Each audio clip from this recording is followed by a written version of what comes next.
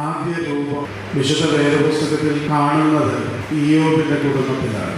ഇയ്യോബിന് 7 ആൺമക്കളും 3 പെൺമക്കളുമായി. നമ്മൾ ഇന്ന് കൂടുന്ന കുടുംബയോഗം പോലെയല്ല ഇയ്യോബിന്റെ കുടുംബയോഗം.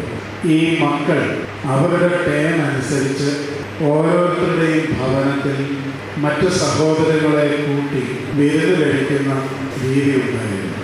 നമ്മുടെ ഭാഷയിൽ പറഞ്ഞാൽ ഒരു ഗെറ്റ് ടുഗദർ, കുറെ കൂടെ പറഞ്ഞാൽ ഒരു പാർട്ടി ഒക്കെ നടത്തുന്ന രീതി. വിശാലമായി ഈ കൂട്ടായ്മ നല്ലതാണ്.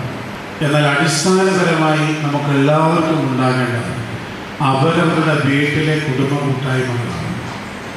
ഇന്നുള്ള എല്ലാ വിലച്യുതികളുടെയും പ്രധാന കാരണം കുടുംബത്തിലെ സഭ നഷ്ടപ്പെട്ടു എന്നുള്ളതാണ്.